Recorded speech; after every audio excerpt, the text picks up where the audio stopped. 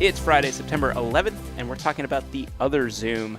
I'm your host, Dylan Lewis, and I'm joined by Fool.com's best buddy for building big bulletins of Best Buy businesses, Brian Feroldi. You thought you had me, didn't you? I did. Dylan, knock it off. And that one, hat tip to a Fool Live listener, Zach, for making suggestions. I am very open to taking suggestions on my title name so we could eventually trip up Dylan. I think that is probably one of my favorite recurring segments. I hope listeners enjoy it as much as I do. Brian, I'm a little surprised that you didn't try to drop a Z alliteration here, because we are going to be talking about the other Zoom. Usually when we're talking about Zoom, we're talking about Zoom video communications. Today we are talking about ZoomInfo, ticker ZI. Yeah, and as you astutely pointed out, this isn't even the only Zoom out there. I mean, there's been a wave of companies that have named themselves Zoom. I can only imagine why, Dylan, right? Riding the coattails of one of the best performing stocks of the year. But yes, there's Zoom Video Communications. That is the Zoom, as in the video communication app that we're using right now. Ticker symbol there is ZM. The company we're talking about today is ZoomInfo Technologies. The ticker symbol there is ZI. And when I first heard about this company, it actually came public in June, as we'll get into it. I immediately dismissed it simply because I was like, well, all they're trying to do is ride on Zoom's success so far. Shame on me. I did the research and I brought this to your attention. This is a really interesting business.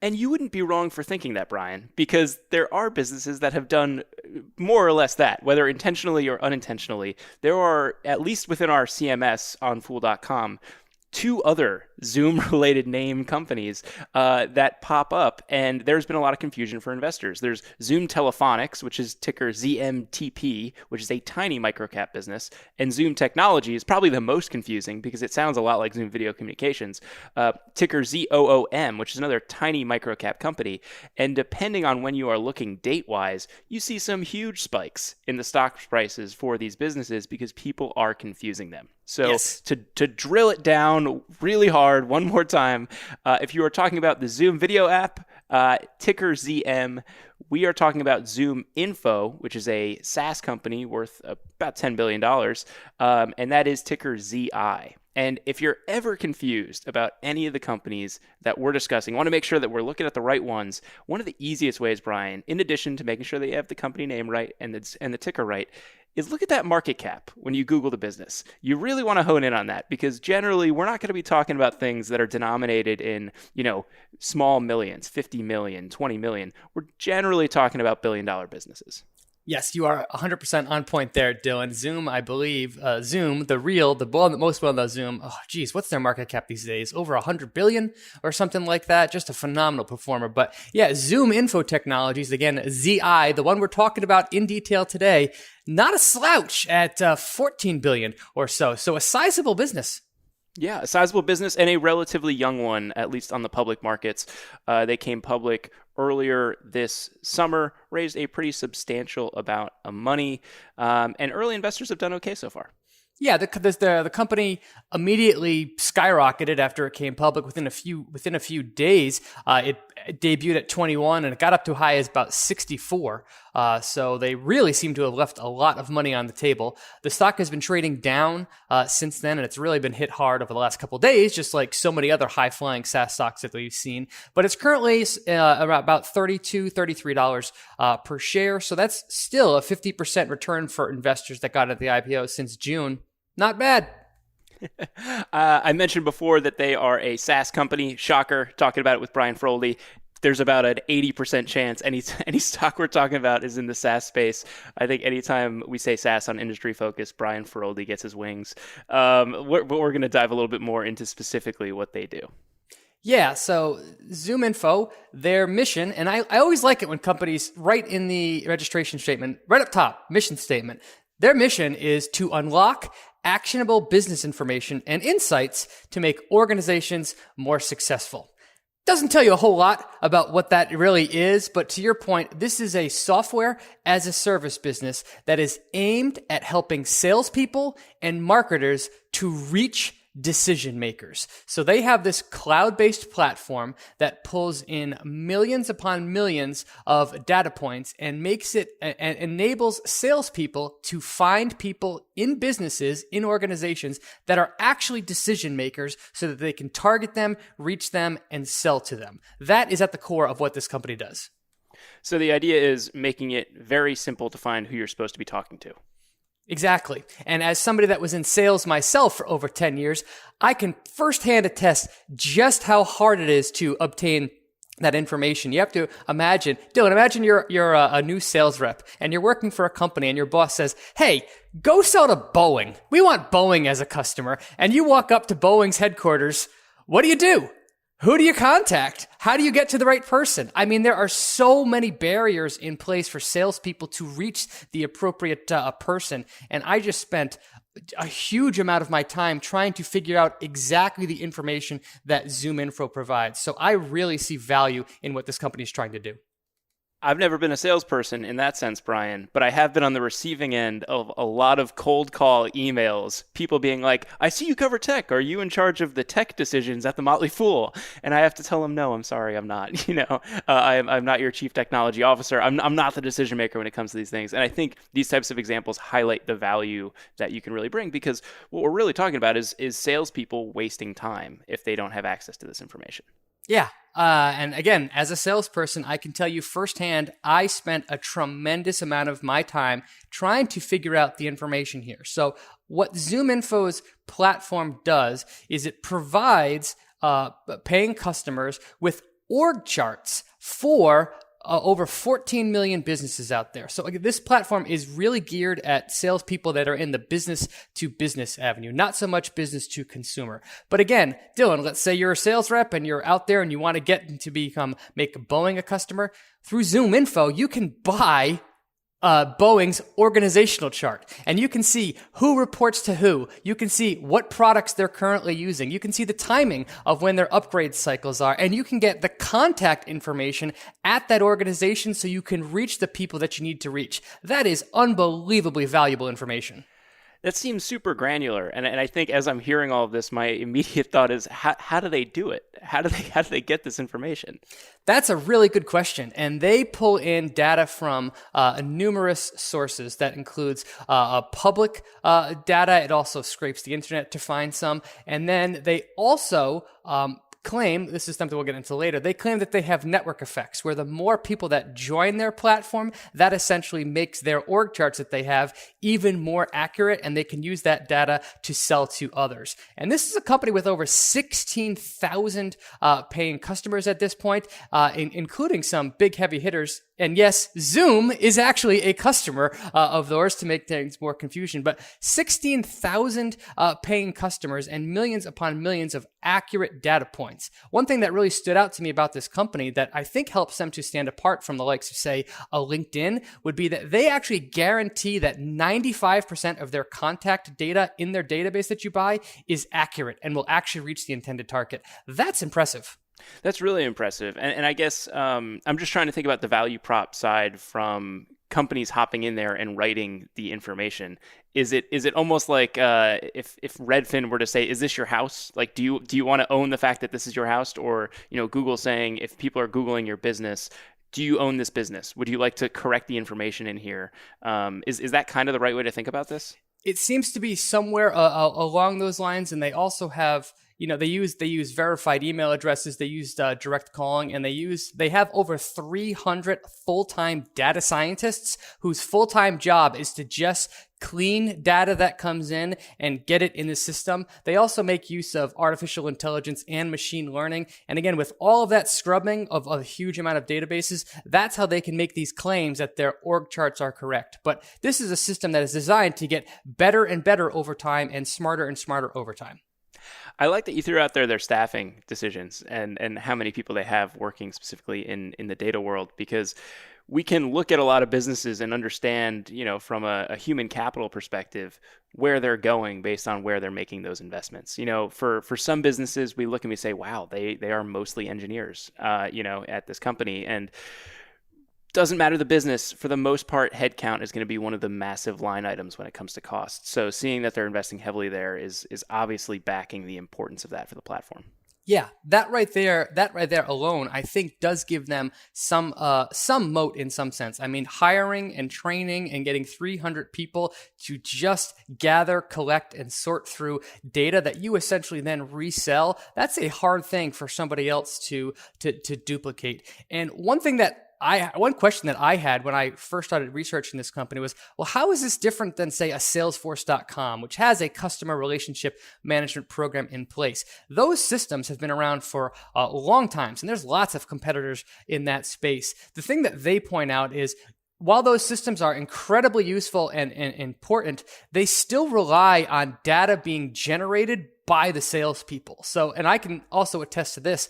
I was a heavy Salesforce.com user. The company I worked for prior to this when I was in sales used them. And we were uploading data into Salesforce constantly that we were gathering from the field. So again, ZoomInfo actually has an integration directly with Salesforce so that you can buy the data from ZoomInfo and integrate it into Salesforce to make that data gathering process better. I think that's an important point to make, Brian, because what I'm really seeing with ZoomInfo is like, this is the central repository for information, and you have other SaaS applications that you can then make better use of that information with. Exactly. And the nice thing here is they also eat their own cooking. I mean, one of the founder here, and we're going to get into him a little bit more, he himself was a salesperson, and he knows what it's like to have a quota over your head. If you've never had a quota over your head, I assure you it is a stressful thing, and your employer looks upon your career whether or not you can hit your numbers. He built this company in a very real way to help salespeople hit their numbers. So this is a company that if it doesn't hit its numbers, boy, will that raise some red flags. Yeah, I guess so. That's eating your own cooking in kind of the truest sense. Why don't we talk a little bit about some of the core numbers? You gave a quick picture at some of their user and business numbers, but let's dive a little bit more into that. Yeah, the numbers here are both fantastic and also really confusing. In 2019, this company was originally called Discovery Org, and last year, in February of 2019, they purchased another company that was similar to them, and the combined company took the name on ZoomInfo. So this is a number where the GAAP numbers and the non-GAAP numbers are about as wide apart as I've almost ever seen in a business. So when I talk about the numbers, I'm going to mostly be talking about non-GAAP here. Just keep that in mind. So 99% of this company's revenue is recurring in nature. Love that. And last quarter, they have reported one quarter so far. They reported 62% revenue growth to 111 million. And I also like that they called out that of that, 40% of that number was organic in nature. So really, really strong top line growth, but also growing 40% during a pandemic. That's excellent. That is excellent. And I think maybe we should uncouple the idea of organic growth a little bit because it can be a little confusing for people. Sure. Organic growth is revenue that is generated from products or service that are homegrown. Inorganic growth is when you buy another company and then you get to add that company's revenue to yours. So again, this company has made use of M&A, mergers and acquisitions, to grow itself, but still 40% top line growth organically last quarter is really impressive. Yeah, and that's something that we'll hone in on particularly close to an acquisition and over time as an acquisition, especially if it's an integrated acquisition where you aren't running two things separately, you are basically working them in together. Depends on the business. It will fade in terms of its relevance. But if there are those operations where you have something that's bolt-on or you have a particularly acquisitive company, the organic growth versus overall growth is always an important thing to look at. You really just want to understand, where is this coming from? If you see awesome top line growth and organic growth is basically flat, that business isn't really doing all that much with its core operations. It's only growing because it's continuing to buy other companies. Exactly. And that strategy does work for some businesses, but personally, I do not want to invest in companies that only rely on acquisitions to grow their top line. But the rest of the company's income statement was equally as impressive. So of that 62% overall growth, and they called out that customers that spend over $100,000 on their platform grew 60% during the quarter. Adjusted gross margin here, Dylan. Adjusted, keep that number in mind, adjusted, but still 88%. Wow. That's darn impressive. And I will say one thing. I know you have your investing checklist, Brian, but you talked about a pretty big delta between GAAP and non-GAAP numbers. And we can talk a little bit more about the financials and roll through those. But when you see a big gap between those two things, is that a yellowish or reddish flag until you do a little bit more digging and understand what's going on there? I give companies such as this, I make a note of it basically. Whenever a company goes from not public to public, we see a whole bunch of numbers just go completely wonky. Pinterest comes to mind. Prior to coming public, what was their stock-based compensation? Reasonable. The first quarter after it came public, it shot up to $1 billion.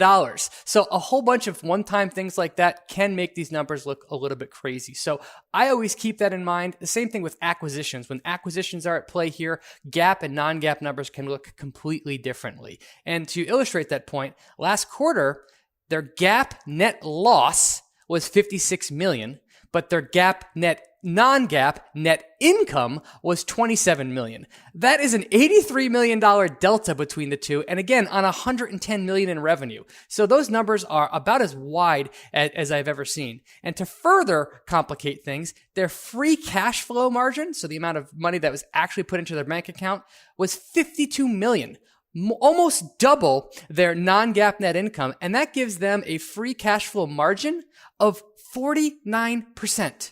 That is stunning.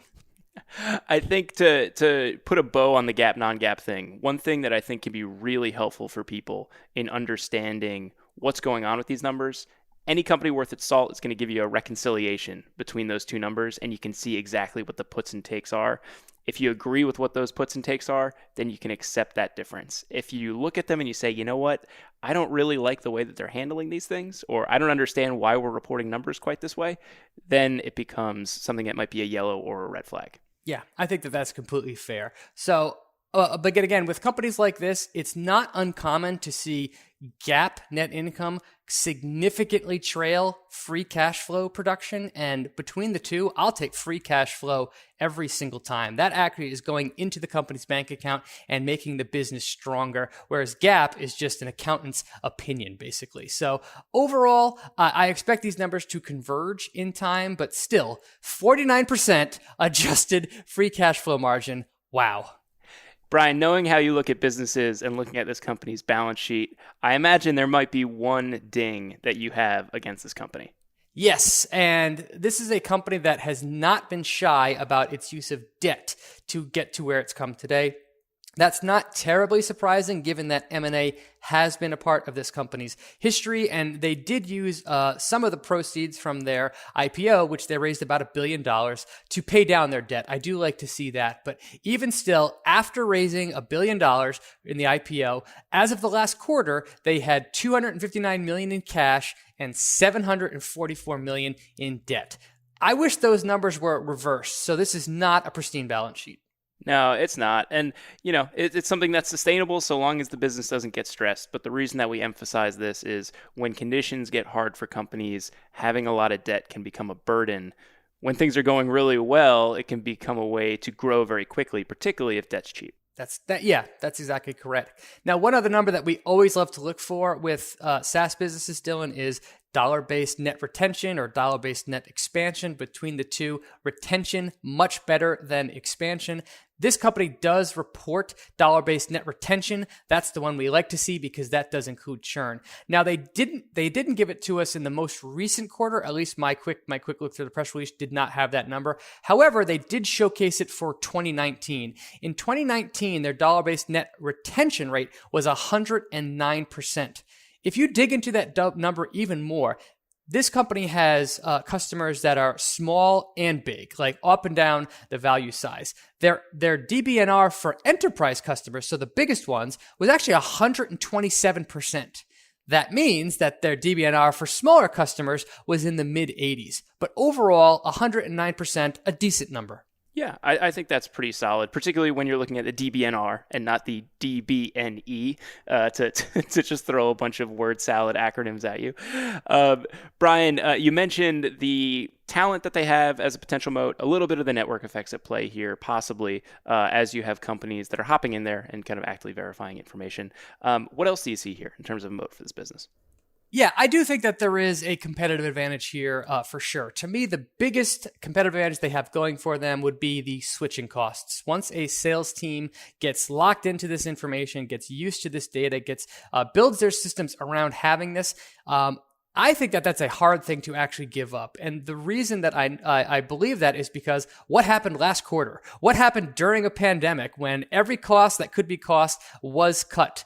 Revenue grew organically 40%. That's because this company's job is to help make sales teams better and more effective. That is the kind of spending that will always make sense, even during a pandemic. So when I saw that kind of revenue growth, that tells me that there are some real switching costs and advantages here. One question I have about this, and I'm sure some of our listeners do, kind of thinking about the model that this company has and being, an information source is, would it be possible that this makes more sense as like a single use for some businesses and that the subscription value isn't quite there? If you're looking for like a definitive contact list for a specific industry and you get that information, it's possible that information isn't stale for 6 months or 9 months. Do you feel like that's a risk at all for them? Potentially. However, if every business that is a user of theirs, they want to grow, which means attacking customers that they don't yet have. And how important is that to have real-time data on exactly that? And Dylan, what's happened to the job market over the last year, Tom? Been kind of crazy. People have left businesses. People have started new businesses. So having real up-to-date information is something that I think businesses will always, or many businesses will be definitely willing to pay for. That's one of the advantages that this company has, is they again claim that 95% of their contact data is accurate at any given time. So I do think given the turnover of some businesses and promotions that happen, that kind of information is always changing. You mentioned that Salesforce integration before, and I think that those type of partnerships or collaborations is really helpful for a business like this, because while it's useful in a silo, it is far more useful when it is able to be applied to other programs, other applications, other business operations. Yeah, they did call out that they have integrations with Google, Gmail, Chrome, Salesforce, and Office 365. I mean, the two big ones there are Salesforce.com and Office 365.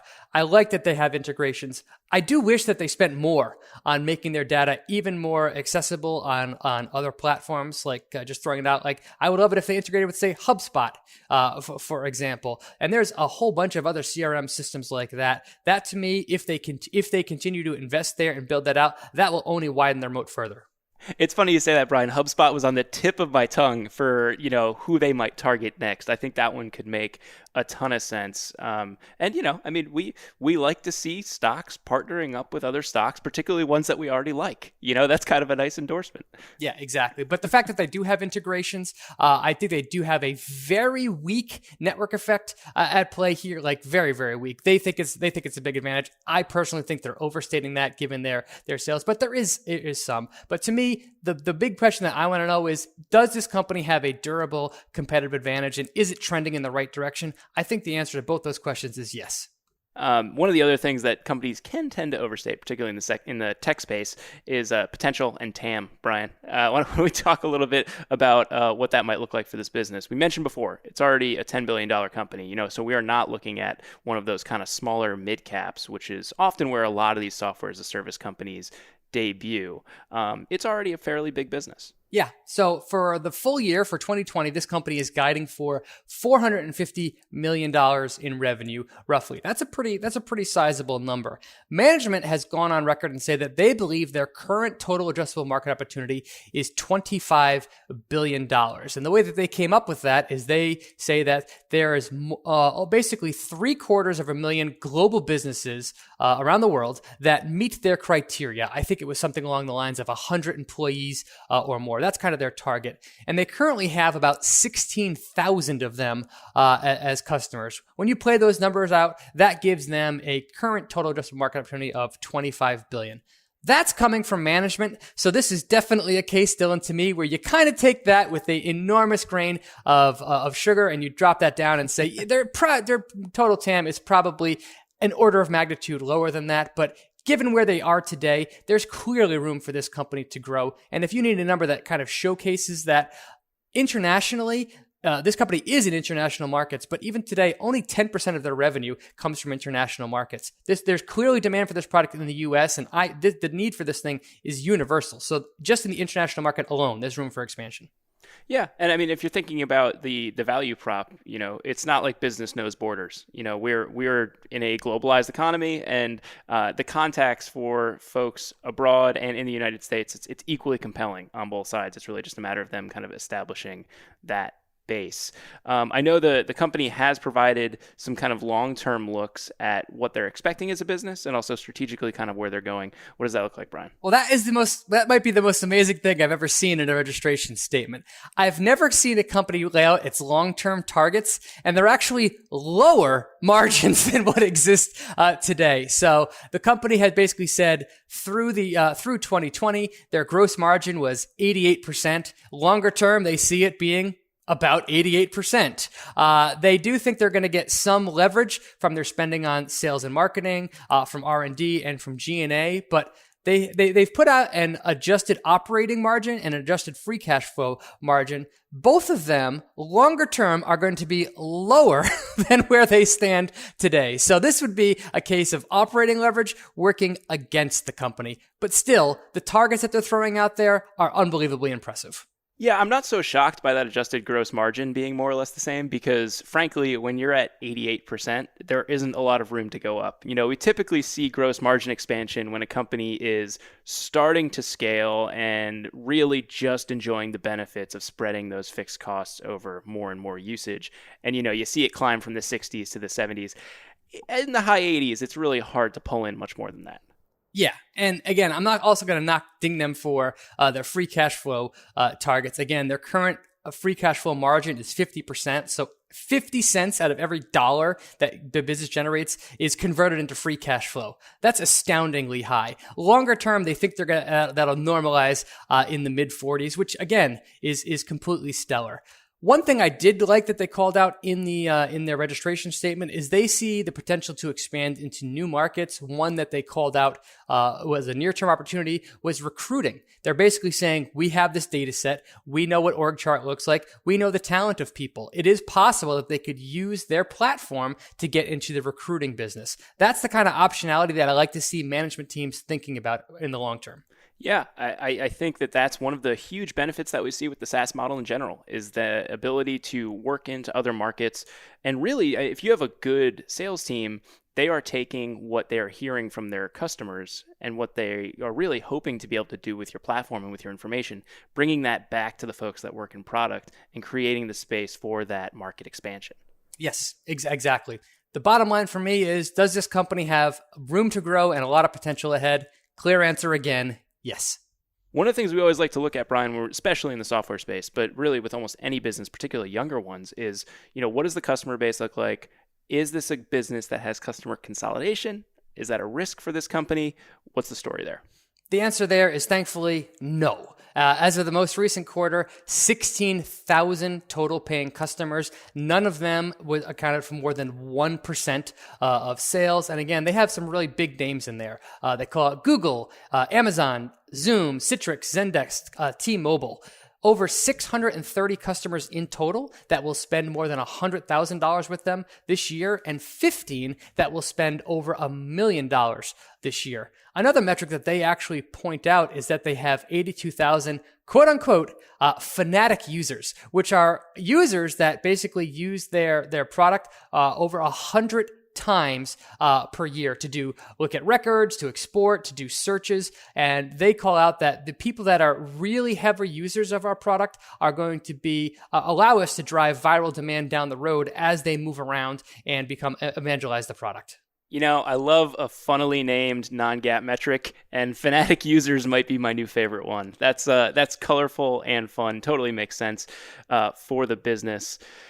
I want to talk a little bit about management, though, Brian, because this. If we're running through your checklist, this is an important part of the vision for a company, the mission for a company, and really the culture of the business. And we've seen that, in that 10 billion ish and lower space, leadership tends to matter a lot more. ZoomInfo is just kind of on the fringes of that. What's the story with their CEO?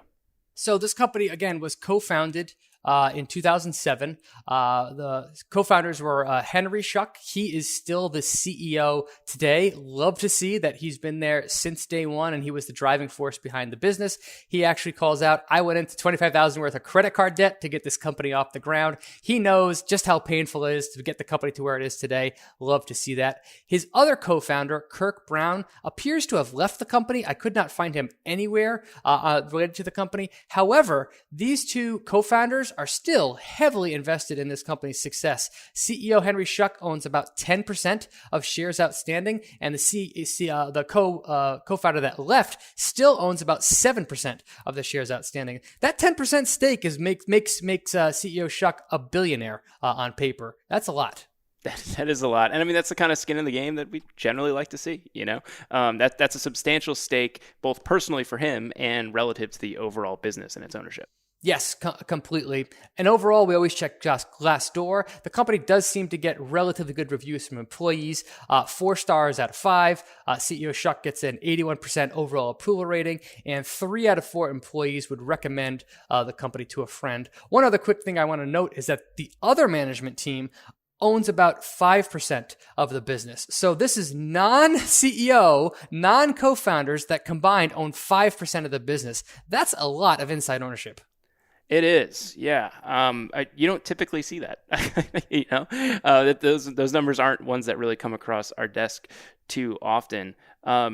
Thinking about risks for this business, Brian.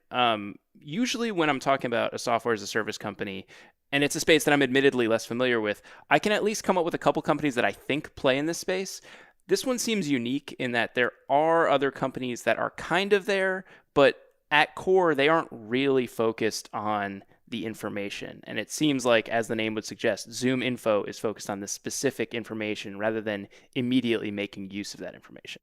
Yeah, I think that's completely correct. So while there are a lot of companies that are in the CRM space, there aren't as many that is doing what ZoomInfo is doing. However, if you had to pinpoint one competitor that stands out above the rest, that would be Microsoft, and more specifically, LinkedIn. LinkedIn is a social network that has tens of millions of users that go in there for professional reasons and upload their information. It wouldn't be that hard. And I know that LinkedIn was actually doing this when they were a public company, to build org charts for people. So that kind of information is out there and can be subscribed to. They also call out that Salesforce.com, Oracle, and Google are potential competitors, but as we've seen from this company's growth rate and its DBNR, it does tell me that those competitors have always existed, but ZoomInfo is still succeeding.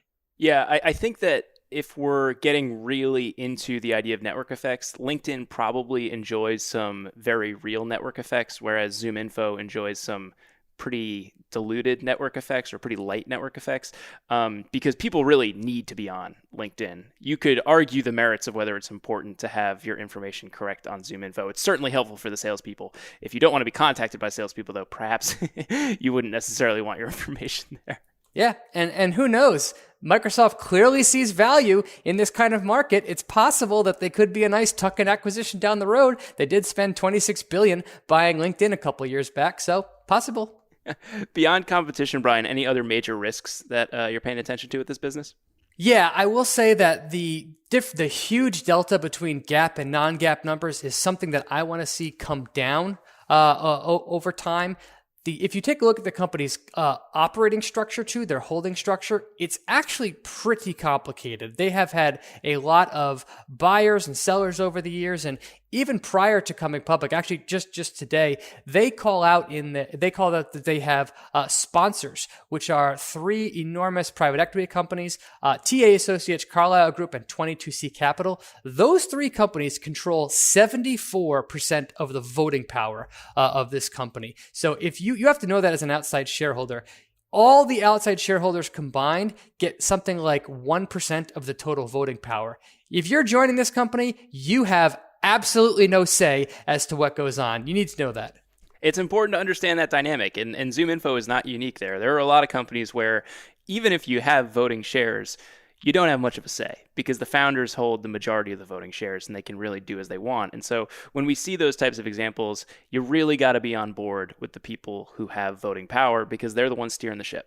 Yeah, that's exactly right. Now, the good thing is those 3 sponsors, as they're called, have been investors for a long time, and clearly they have an economic incentive to see this company's stock price go higher. That could make the potential stock less volatile to knowing that they have these big permanent holders behind them, but that's a risk to keep in mind. And finally, no surprise here, Dylan, the company's valuation, pretty high, trading at about 33 times trailing sales, even after declining by 50% or so from its post-trading high. So you're really paying a premium.